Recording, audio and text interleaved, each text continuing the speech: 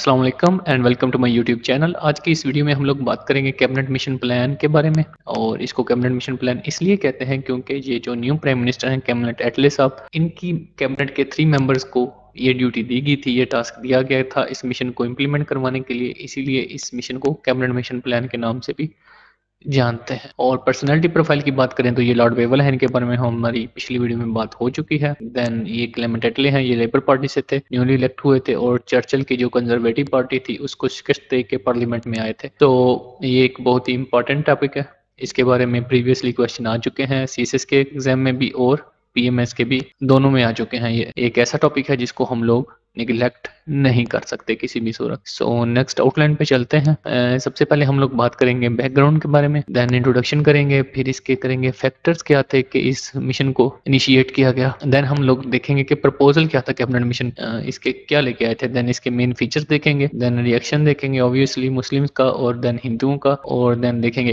Acceptance of कायद ने इस plan को एक्सेप्ट कर लिया था और इसके पीछे क्या वजूहात थी, क्या फैक्टर्स थे कि कायद ने इस प्लान को एक्सेप्ट किया। फिर हम लोग उसके बारे में बात करेंगे। देन कंक्लूजन, और उसके बाद फिर आफ्टर मैथ के इस मिशन के बाद हुआ क्या जब ये मिशन इम्प्लीमेंट किया गया और एक्सेप्ट नहीं हुआ, ना हिंदुओं ने किया और मुसलमानों ने कुछ वजूहात की वजह से इसको निगलेक्ट किया, पहले इन्होंने एक्सेप्ट कर लिया। तो देखेंगे कि आफ्टर मैथ इसका क्या हो सकता है कि ये वीडियो जरा लेंथी हो जाए क्योंकि आई थिंक जितने भी फैक्टर्स हैं उन सबको बताने में थोड़ा सा टाइम लगेगा। तो आपको मेरे साथ सिर्फ जुड़े रहना है और ध्यान से सुनना है क्योंकि ये टॉपिक बहुत इंपॉर्टेंट है। पाकिस्तान की काज को समझने के लिए ये टॉपिक बहुत इंपॉर्टेंट है। तो बैकग्राउंड में सबसे पहले हम लोग देखें तो मैं क्रिप्स प्रपोजल को लिखना भूल गया हूँ। 1942 का जो प्रपोजल है वो रिजेक्ट हो जाता है। देन शिमला कॉन्फ्रेंस वो भी एक फेल्यूर होती है क्योंकि इसमें जो डेडलॉक क्रिएट होता है ना, वो डेडलॉक क्रिएट इसलिए होता है कि कायद चाह रहे होते हैं कि जो 5 members all India Muslim league से आने, सॉरी जो मुसलमानों से आने हैं वो सारे के सारे all India Muslim league nominate करे। लेकिन कांग्रेस कहती है कि 1-2 मेंबर हमने भी नॉमिनेट करने हैं, जिसमें ज्यादातर वो कह रहे थे कि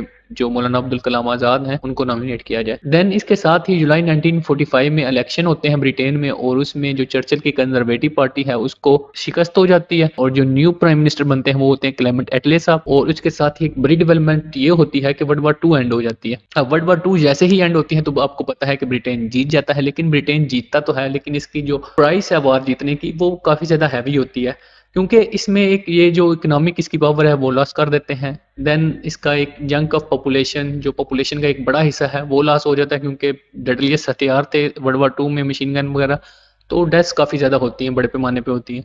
और इसके साथ ही ये जो इसके कॉलोनियन या इंपीरियलिस्ट सेंटिमेंट्स हैं उनको भी लॉस कर देते हैं। अब जो न्यू प्राइम मिनिस्टर होते हैं ये न्यू पॉलिसीज के साथ आते हैं। इनका कहना ये होता है कि जो पावर है हम लोग ट्रांसफर करेंगे इंडियंस को और जो इकोनॉमिक प्लाइट है ब्रिटेन की हम उसकी तरफ फोकस करेंगे, इंडिया की तरफ हमारा फोकस नहीं होगा और हम वहाँ सब कुछ बंद करके हम लोग ब्रिटेन में आ जाएंगे। अब सबसे बड़ा जो क्वेश्चन ये था ना कि ट्रांसफर किसको की जाए पावर, कि पावर के कई ज्यादा हकदार थे, जैसे आपको पता है कि सिख्स थे, मुसलमान थे, देन कांग्रेस थी, देन उसके बाद अनटचेबल्स थे। तो इनको ये समझ नहीं आ रही थी कि पावर किसको ट्रांसफर की जाए। अब लेबर पार्टी चाह रही थी क्योंकि ओवरऑल जो मेजोरिटी पार्टी थी वो कांग्रेस थी, इसमें कोई दो राय नहीं है। अब लेबर पार्टी चाह रही थी कि इसको पावर ट्रांसफर कर दी जाए क्योंकि ये ओवरऑल मेजोरिटी पार्टी है। लेकिन जो कंजर्वेटिव पार्टी थी इससे पहले, अगर आपने पिछली वीडियोस देखी हुई हैं तो आपको पता है कि उसने माइनॉरिटीज के साथ कहीं ज्यादा प्रॉमिस किए हुए थे, स्पेशली चैम्बर ऑफ जो प्रिंस है, जो प्रिंसली स्टेट थी, ऑलमोस्ट 500 से अब प्रिंसली स्टेट थी उस टाइम पे इंडिया में, तो उनके साथ इन्होंने काफी ज्यादा प्रॉमिस वगैरह किए हुए थे। तो एक लिहाज से कंफ्यूजन सी थी। ये तो हो गया लेबर पार्टी की जो पॉलिसी थी, लेकिन लॉर्ड वेवल साहब की जो पॉलिसी थी वो चाह रहे थे कि एक यूनाइटेड इंडिया हो, क्योंकि ये जो यूनाइटेड इंडिया है ये ब्रिटेन की रेजिडुअल पावर और कमर्शियल के लिए बहुत ज्यादा फायदेमंद है क्योंकि यहाँ की पॉपुलेशन ज्यादा है, यहाँ पे इंडस्ट्री उस लिहाज से नहीं है जैसे ब्रिटेन में है। तो हमारे जो कमर्शियल इनिशिएटिव है वो यूनाइटेड इंडिया में ज्यादा अच्छे तरीके से पूरे होंगे। और कांग्रेस जो थी इसकी अलग किस्म की जस्टिफिकेशन थी यूनाइटेड इंडिया को लेके, और जो इसके बरक्स जो कायद थे वो ये दोनों से डिसएग्री करते थे, ना ब्रिटेन की पॉलिसी से एग्री करते थे ना कांग्रेस की पॉलिसी से एग्री करते थे। So with the passage of time Lord Wavell ये रिकॉग्नाइज कर लेते हैं कि जो कांग्रेस है वो मुसलमानों की नुमाइंदा जमात नहीं है, ये मुसलमानों के सेंटिमेंट्स को रिप्रेजेंट नहीं करती और मुसलमानों के लिए ये कोई सेफ गार्ड प्रोवाइड नहीं करेगी। तो इसके लिए लॉर्ड वेवल कहते हैं कि मुसलमानों को कॉन्स्टिट्यूशन में अलहदा से सेफ गार्ड दिए जाएं, लेकिन कांग्रेस इस पे राजी नहीं हो रही थी। वही बात आ गई ना, मैंने आपको पीछे भी कहा कि पाकिस्तान के बनाने में कांग्रेस का बहुत ज़्यादा हाथ है। शायद अगर ये सेफगार्ड दे देते उस टाइम पे, तो माइट भी पाकिस्तान जो डिवीजन हुई थी 1947 की ना होती, और इस अगर मिशन पे कांग्रेस एग्री कर जाती तो तब भी हो सकता है रिजल्ट और होते। ये आगे चल के आपको बातें पता चलेंगी, अभी तो सिर्फ आगाज है। अब फिर यहाँ पे आ जाता है कि कांग्रेस की जो पॉलिसी थी ना, वो एक यूनिटरी किस्म की गवर्नमेंट चाह रहे थे, जिसमें सेंटर ज्यादा पावरफुल हो, स्ट्रांग हो और उसकी बात मानी जाए। लेकिन जो वायसराय है ना, उन्होंने कहा कि जो मुस्लिम या फिर अदर जो माइनॉरिटीज हैं या प्रिंसली स्टेट हैं, वो बेटर प्रोटेक्टेड रहेंगी किसमें, फेडरल किस्म की गवर्नमेंट में विद अ वीक सेंटर। अब कांग्रेस शुरू से ये चाह रही थी कि सेंटर जो है ना वो स्ट्रांग हो। फेडरल किस्म का जो कॉन्स्टिट्यूशन है ना, ये बिल्कुल इसके साथ नहीं थे कांग्रेस वाले। अब जो फेयर माइंडेडनेस थी ना वायसराय की, ये एक किस्म की रुकावट आ रही थी ट्रांसफर ऑफ पावर करने में, क्योंकि किसी तरीके से ट्रांसफर ऑफ पावर करनी थी, एक शेड्यूल के जरिए, कॉन्स्टिट्यूशन के जरिए पावर ट्रांसफर करनी थी। अब वायसराय चाह रहे थे कि जो माइनॉरिटीज हैं उनको प्रोटेक्टेड किया जाए कॉन्स्टिट्यूशन में सेफगार्ड देके, और सेंटर जो है वो वीक हो। लेकिन इसके बरक्स on the other hand Congress चाह रही थी कि यूनिटरी किस्म की गवर्नमेंट हो जिसमें सेंटर स्ट्रांग हो और कॉन्स्टिट्यूशन में माइनॉरिटीज के लिए कोई सेफगार्ड्स वगैरह ना हो। इस इशू को रिजॉल्व करने के लिए प्राइम मिनिस्टर जो हैं, जो क्लेमेंट एटले हैं, वो एग्री करते हैं कि 3 मेंबर्स ऑफ हिज कैबिनेट वो जाएंगे इंडिया में और एक मिशन को प्रपोज करेंगे और दोनों पार्टीज को किसी पॉलिसी पे या किसी कॉन्स्टिट्यूशन में एग्री करने की कोशिश करेंगे। तो ये 3 मेंबर जो हैं वो कौन कौन से हैं?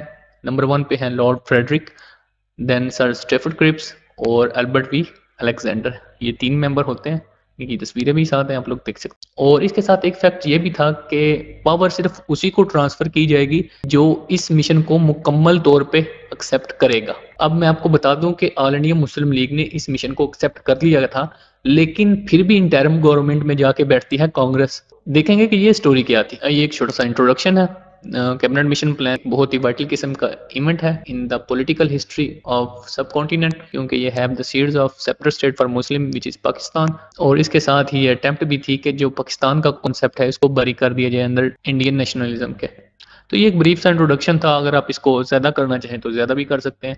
तो आप देखते हैं कि फैक्टर्स क्या थे इसके बिहाइंड, जो कैबिनेट मिशन प्लान आया था इसके फैक्टर्स क्या थे। सबसे पहला था ब्रिज द पॉलिटिकल डेडलॉक। अब पॉलिटिकल डेडलॉक किस तरह था आपको पता है कि जो सोशियो पॉलिटिकल उस टाइम के हालात थे, उसमें कांग्रेस और जो ऑल इंडिया मुस्लिम लीग थी जो मेजर पार्टीज हैं इंडिया की, वो किसी कॉन्स्टिट्यूशन पे या किसी प्रपोजल पे एग्री नहीं कर रही थी।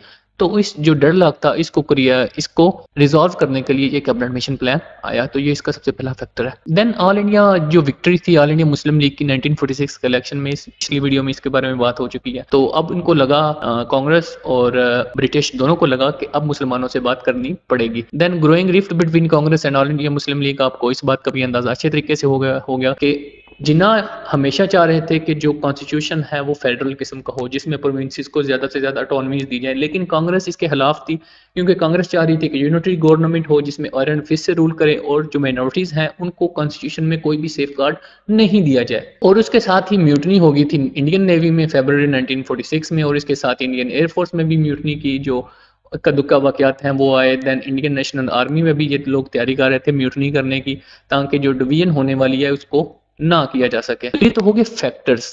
यहाँ तक हम लोगों ने किया कि फैक्टर्स क्या क्या थे। अब फैक्टर्स में हमने देखा कि पहले नंबर पे था कि ब्रिज द पॉलिटिकल डेडलॉक था, then All India Muslim League की विक्ट्री थी, देन ग्रोइंग रिफ्ट थी कांग्रेस और मुस्लिम लीग की। ऑब्वियस सी बात है, दोनों एक हाके पे एक कॉन्स्टिट्यूशन पे एग्री नहीं कर रहे थे। देन म्यूटनी थी इंडियन नेवी में। तो इन चीज़ों की वजह से कैबिनेट मिशन प्लान को मैदान में आना पड़ा ताकि एक कॉन्स्टिट्यूशन को इम्प्लीमेंट करवाया जा सके। तो आगे हम लोग देखते हैं कि प्रपोजल क्या था कैबिनेट मिशन प्लान का। तो सबसे पहले हम क्लेमेंट एटले का ना हाउस ऑफ कॉमन्स में जो इन्होंने एक स्टेटमेंट दी ना वो पढ़ते हैं। अब इन्होंने हाउस ऑफ कॉमन्स में ये कहा कि we are the mindful of rights of minorities and that minorities should be able to live free from fear, but we would not allow any minority to place a veto और abstract advance of majority. तो ये एक बहुत बड़ी बात थी। ये कह लें कि ये ऑल इंडिया मुस्लिम लीग या मुसलमानों के खिलाफ बोल रहे थे कि ये चाह रहे थे कि हम माइनॉरिटीज को सेफ गार्ड तो देंगे, लेकिन ये नहीं है कि कोई माइनॉरिटी जो है वो मेजोरिटी को वीटो कर दे। तो ये कांग्रेस के फेवर में था। तो अब कॉन्स्टिट्यूशन को डिस्कस करने के लिए कैबिनेट मिशन के 3 मेंबर्स आते हैं और ये अराइव करते हैं इंडिया में। तो मार्च 24 1946 को इसका रिप्लाई भी देते हैं कायदे आज़म। वो कहते हैं कि we are not a minority, we are a nation and it is our birth right of self determination. जाहिर सी बात है कि हम एक नेशन है। तो कायद बहुत अच्छे तरीके से इसका रिप्लाई करते हैं। तो सबसे पहले ये जब ये लोग आते हैं ना, तो इनका मेन पर्पज होता है कि कॉन्स्टिट्यूशन असेंबली बनाना और देन एक इंटरिम गवर्नमेंट को एस्टेब्लिश करना। और साथ ही कैबिनेट मिशन ने आते ही डिस्कशन वगैरह की कांग्रेस के साथ भी, फिर ऑल इंडिया मुस्लिम लीग के साथ की, to resolve the political deadlock. कुछ कॉन्स्पिरेंसीज थ्योरीज हैं, ठीक, कहीं पे कुछ लिखा हुआ है, कहीं पे कुछ लिखा हुआ है। तो ये जो है ना सर पेंड्रल मोन, ये अपनी एक किताब में लिखते हैं। ये आई थिंक बहावलपुर के फाइनेंस मिनिस्टर थे। बहावलपुर जो स्टेट थी ना उस टाइम पे, इसके ये फाइनेंस मिनिस्टर थे। तो ये कहते हैं कि इन्होंने कैबिनेट मिशन प्लान ने कायदे आज़म को 2 ऑप्शन दिए। सबसे पहला था कि Pakistan with 6 provinces which would part of common union with India. मतलब ये ऑटोनमस तो होंगे लेकिन सॉवरन नहीं होंगे। ठीक, अब आपको पता चला कि ऑटोनमस क्या होता है, सॉवरन क्या होता है। तो उसके बाद था कि एक fully sovereign Pakistan with divided Bengal and divided Punjab, और इसमें गुरदासपुर का जो इलाका है ये शामिल नहीं होगा। ये 2 प्रपोजल कैबिनेट मिशन प्लान ने कायदे आज़म को दिए। सो आपको एक बात बता दूं कि कायदे आज़म कभी भी कह लें कि डिवाइडेड बंगाल और डिवाइडेड पंजाब नहीं चाहते थे। कभी भी ये ट्रंकेटेड और मोथ टन जो पाकिस्तान है ना, ये नहीं चाहते थे। जो पाकिस्तान इनको मिला ना, ये पाकिस्तान ये कभी भी नहीं चाहते थे। तो इसी वजह से इन्होंने कैबिनेट मिशन प्लान को एक्सेप्ट भी कर लिया था। ये तो थी इनका एक आइडिया जो सर पेंड्रल मोन ने लिखा है। तो हम एक्चुअल प्रपोजल के बारे में हम बात करते हैं आगे जाके। सो जैसे ही ये आता है ना, तो कायद आई थिंक ये जैसे बुक में लिखा हुआ है, मैं आपको बता रहा हूँ कि ऑल इंडिया मुस्लिम लीग ये प्लान एक्सेप्ट कर लेती है और 12 मई 1946 को एक कॉन्स्टिट्यूशनल प्रपोजल भेजती है कैबिनेट मिशन को। और इसमें ये लोग ये कहते हैं कि यूनियन में तो हम लोग आ जाएंगे, इंडियन यूनियन में हम लोग इस तरह आएंगे कि इंडिया डिफेंस और फॉरेन अफेयर्स को सिर्फ देखेगा, ठीक, बाकी सारी पावर्स हमारे पास होंगे। अब ये एक बहुत बड़ी बात थी कि कायदे आज़म ने जो डिवीजन थी पाकिस्तान बनाने की वो छोड़ दी और अपना एक प्रपोजल दिया कि हम लोग जो पाकिस्तान ग्रुप ऑफ प्रोविंसेस हैं, तो ये जो नॉर्थ वेस्ट ईयर के प्रोविंसेस हैं और जो बंगाल है, ईस्ट बंगाल, वेस्ट बंगाल, इसकी डिवीजन ना की जाए। ये इंडियन यूनियन में हम लोग आ जाएंगे, लेकिन जो है वो हम लोग सिर्फ डिफेंस और फॉरेन अफेयर्स को हैंडल करने के लिए इंडियन यूनियन को देंगे, बाकी सारी पावर्स हमारी होंगी। तो ऑब्वियसली बात है कि जैसे कांग्रेस डिमांड कर रही थी स्ट्रॉन्ग सेंटर की, तो इन्होंने कभी भी एक्सेप्ट नहीं करना था इस चीज को। तो ये वाला मिशन, ये वाला जो कॉन्स्टिट्यूशनल प्रपोजल है, ये भी कांग्रेस कैबिनेट मिशन रिजेक्ट कर देता है और 16 मई 1946 को ये लोग अपना प्लान पब्लिश करते हैं और इसको कैबिनेट मिशन प्लान भी कहते हैं और 16 मई 1946 का प्लान भी कहते हैं। तो दोनों तरीके से क्वेश्चन आ सकता है, तो अपनी ये चीज भी जहन में रखनी है। अब प्रपोजल में क्या था, ठीक, अब प्रपोजल में देखिए क्या था कैबिनेट मिशन प्लान के, अपने बड़े गौर से इस चीज को समझना है। ठीक है, कि जो एडमिनिस्ट्रेशन होगी वो 3 सेक्शन में होगी, ग्रुप ए, ग्रुप बी और ग्रुप सी। अब ग्रुप ए में क्या था कि जो इंडियन मेजोरिटी के प्रोविंसेस है ना, जैसे Bombay, Madras, Bihar, UP, Orissa and CP, ये एक यूनियन में होंगे। अब ग्रुप बी में 2 वाले जो होंगे ना, जो ग्रुप बी में जो प्रोविंसेस हैं वो होंगे नॉर्थ वेस्ट प्रोविंसेस, जैसे ये आ जाते हैं आपके मुस्लिम मेजॉरिटी वाले प्रोविंसेस, सिंध है, पंजाब है, WFP है, बलूचिस्तान है, जो आज भी पाकिस्तान का हिस्सा है। ये वाला एक और सेक्शन होगा ग्रुप बी का, लेकिन ये सारे होंगे इंडियन यूनियन के अंदर। और तीसरे नंबर पे था ग्रुप सी।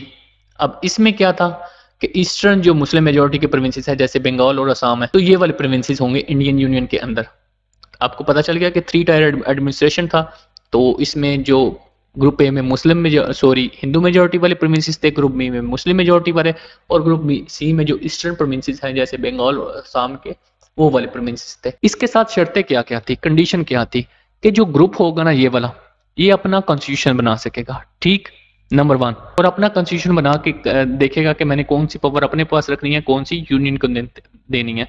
और उसके बाद एक जो कॉन्स्टिट्यूशन है ना, वो यूनियन फॉर्म करेगी अगली स्टेज पे। और उसके बाद 5 साल के बाद जो इलेक्शन होंगे ना, उसके बाद कोई भी प्रोविंस है वो अपना ग्रुप भी चेंज कर सकता है, चाहे ये ग्रुप सी में चला जाए, यहाँ से कोई सूबा ग्रुप बी में आ जाए। तो ये 5 साल के बाद या एक इलेक्शन के बाद कोई भी सूबा ये चेंज कर सकता है। और अब यूनियन के पास पावर कौन सी होगी, लेजिस्लेचर की, टैक्सेशन की और डिफेंस और कम्युनिकेशन जो नेसेसरी है, ठीक। और this means a weak centre, by cabinet mission. Everything else including residuary powers rested with the provinces. अब residuary power जो थी वो provinces को दे दी गई थी। तो जितना भी ये लोग कर रहे थे, ये जो एडमिनिस्ट्रेशन बना रहे थे 3 ग्रुप्स की, आपको एक बात क्लियरली पता चल जाती है कि इसमें सेंटर जो है वो वीक है, इसके पास सेंटर के पास काफी कम पावर्स हैं। तो ऑब्वियसली बात है कि कांग्रेस ये मिशन कभी भी एक्सेप्ट नहीं करती। अभी आगे जाके देखते हैं कि स्टोरी कैसे चलती है, कैसे डेवलप होती है। जो प्रिंसेस स्टेट थी, ऑलमोस्ट 500 से अबव जो स्टेट हैं, अब उनके साथ क्या कंडीशन थी कि ये अपने पास रेजिडरी पावर रख सकते हैं और इनको खुद डिसाइड करना होगा कि ये इंडियन यूनियन के साथ फॉर्मेशन करते हैं या फिर ब्रिटिश गवर्नमेंट के साथ कोई एग्रीमेंट कर लें। तो ब्रिटिश गवर्नमेंट इनको कोई प्रपोजल दे देगी। तो कॉन्स्टिट्यूशन असेंबली की बात करें तो इसमें क्या था कि जो मेंबर्स होंगे वो प्रोविंशियल असेंबली से चुने जाएंगे और प्रिंसली स्टेट से, और states would be allocated in proportion to their population. और जो मेंबर्स मिलेंगे इनको कॉन्स्टिट्यूशन असेंबली के लिए, ये इनकी पॉपुलेशन के मुताबिक होंगे। और ये जो असेंबली है ये यूनियन का कॉन्स्टिट्यूशन बनाएगी या इंटरम गवर्नमेंट बनाएगी। और प्रोविंशियल असेंबली से 293 मेंबर्स चूज किए जाएंगे और प्रिंसली स्टेट से 93। ठीक है, अब इनको टोटल करके देख लीजिएगा टोटल कितने बनते हैं। लेकिन 293 मेंबर जो थे वो प्रोविंशियल असेंबली से थे और 93 मेंबर जो थे वो प्रिंसली स्टेट से। और सेपरेशन भी कर सकता है कोई भी ग्रुप इंडियन यूनियन से सेपरेशन कर, ये मेन बात है जो जिसकी वजह से कायद ने ये वाला प्रपोजल एक्सेप्ट किया था कि अगर तो वो एबल हो जाता है अपनी सॉवरेनिटी मेंटेन करने में, then strong political and financial issues, तो वो यूनियन को लीव कर सकता है। तो एक जो फोकल पॉइंट था ना इस, या मेन पॉइंट था इस कैबिनेट मिशन का, था वो ये था कि इसमें एक सिंगल स्टेट बनाई जाए। क्योंकि ब्रिटिश ने काफी ज्यादा काम किया था, आपको मानना पड़ेगा कि ब्रिटिश ने, चाहे उन्होंने अपने मकासद के लिए काम किया, लेकिन उन्होंने इंडिया को काफी ज्यादा डेवलप किया और वो नहीं चाहते थे कि इंडिया को 2 हिस्सों में डिवाइड कर दिया जाए, और वो इसीलिए 2 सॉवरेन स्टेट नहीं चाह रहे थे इस हिस्से में। अब इसके जो फीचर्स थे कैबिनेट मिशन में, आपको पता है कि फॉर्मेशन ऑफ तो इंडियन यूनियन होगी, ठीक, इंडियन यूनियन बन गई। देन प्रोविंशियल डिवीजन कर दी इन्होंने। अब प्रोविंशियल डिवीजन किस तरह कर दी, ग्रुप ए, ग्रुप बी और ग्रुप सी इन्होंने बना दिया। देन रेजिडरी पावर जो थी वो प्रोविंसेस को दे दी, एक किस्म का फेडरल कॉन्स्टिट्यूशन बनाने की तरफ गई है। और प्रोविंसेस के लिए उन्होंने रिजर्व की सीट 293 सीट्स, ठीक, और उनके जो पॉपुलेशन थी उनके मुताबिक ये सारा कुछ इन्होंने किया। और then formation of interim government. So अब फर्स्ट ऑफ ऑल हम लोग रिएक्शन की बात करते हैं कि कांग्रेस ने क्या रिएक्शन दिया इस पे। सो कांग्रेस का जो रिएक्शन था ना इसको लेके, इन्होंने हमेशा क्रिटिसाइड किया था पाकिस्तान की डिमांड को लेके, लेकिन इसमें डिवीजन वाली तो बात ही नहीं थी। इन्होंने डिवीजन वाली जो क्लास थी खत्म कर दी। अब now Congress was happy because the demand of Pakistan जो है वो खत्म हो गई थी। लेकिन ये क्या कि इनको थोड़ा सा मिल गया, ये चाह रहे थे कि हमें थोड़ा और मिल जाए। अब ये कह रहे थे कि जो division of grouping, division of provinces की है आपने, ये भी नहीं होनी चाहिए, या ग्रुपिंग की है आपने तो ये ग्रुपिंग भी नहीं होनी चाहिए। एबीसी जो सेक्शन बनाए हैं ना, ये भी नहीं होने चाहिए। ये जो ग्रुपिंग हुई थी ना एबीसी वाली, इसी की वजह से कायद ने जो कैबिनेट मिशन प्लान है ये एक्सेप्ट किया था। क्योंकि कायद जो है वो पाकिस्तान को बिगर देन एवर देख रहे थे कि जो इन्होंने इमेजिन किया था, जिसका वो ख्वाब देख रहे थे, ये तो उससे भी ज्यादा था। क्योंकि ग्रुप बी और ग्रुप सी देखे ना तो वो सीधे सीधे मुस्लिम मेजोरिटी के प्रोविंसेस हैं और बिगर देन एवर है। तो इस वजह से कायद ने ये प्लान एक्सेप्ट किया था, क्योंकि ये जो डिवीजन ऑफ ग्रुपिंग थी, डिवीजन ऑफ प्रोविंसेस थी, इसी वजह से तो ये मिशन पर एक्सेप्ट किया गया था। और देन कैबिनेट मिशन ने पता नहीं कांग्रेस के साथ मिलके या जो हिंदू थे उनके साथ मिलके ये कहा कि जो ग्रुपिंग है वो कंपलसरी नहीं है, आप चाहें तो रख सकते हैं ग्रुपिंग, नहीं तो नहीं रख सकते। जो एबीसी वाली डिवीजन है वो चाहें तो आप रख सकते हैं, चाहे तो नहीं रख सकते। तो जिन्ना ने रिजेक्ट कर दिया इस प्लान को, क्योंकि इस प्लान की वजह से इन्होंने ये प्लान एक्सेप्ट किया था। और कांग्रेस ने भी ये रिजेक्ट कर दिया, क्योंकि इसमें ऑब्वियस सी बात है कि जो सेंटर है वो वीक था। तो कांग्रेस हमेशा चाहती थी कि जो सेंटर है वो स्ट्रांग हो। But on the other hand this was also the best plan because separate electorate भी इसमें खत्म कर दिया गया था। कांग्रेस हमेशा सेपरेट इलेक्टोरेट को लेके क्रिटिसाइज करती रही थी, तो इस वजह से इन्होंने ये भी नहीं देखा कि इसमें तो सेपरेट इलेक्टोरेट को भी खत्म कर दिया गया। इसके बाद इन्होंने कायद को ना पिंच करना स्टार्ट किया कि अब जो कायद हैं वो अपनी सेंसेस में आ गए हैं, इन्होंने पाकिस्तान की जो डिमांड है उसको रिजेक्ट कर दिया है। लेकिन पता नहीं, आई डोंट नो उन्होंने क्यों कायद को पुश किया, इतना। हालांकि इन्होंने पाकिस्तान की डिमांड भी रिजेक्ट कर दी थी, लेकिन फिर भी इन्होंने पुश किया कि अब कायद को अकल आई है, अब कायद अपने होश-ओ-हवास में आए हैं, अब अपनी औकात पे आए हैं, तो इन्होंने बुली करना स्टार्ट कर दिया। ये भी वजह मालूम नहीं है कि उन्होंने जो grouping of Muslim majority provinces है उसको क्रिटिसाइज क्यों किया। हालांकि डिवीजन वाली क्लास तो हमने खत्म कर दी कि हमने कहा कि हम डिवीजन की तरफ नहीं जा रहे, लेकिन जो मुस्लिम मेजॉरिटी के प्रोविंसेस है उनको ग्रुपिंग में रखने से पता नहीं इन्होंने क्यों क्रिटिसाइज किया। अगर ये लोग कर लेते तो शायद हम लोग डिवीजन की तरफ ना जाते। अब वन स्टेप फर्दर जाके ना नेहरू ने एक प्रेस कॉन्फ्रेंस की जुलाई 10, 1946 को। इसमें इन्होंने कहा कि Congress did not accept the grouping and was not bound by any agreement except that it had decided to enter the constitute assembly. तो वन स्टेप फर्दर जाके इन्होंने ये एक अपना स्टेटमेंट दिया।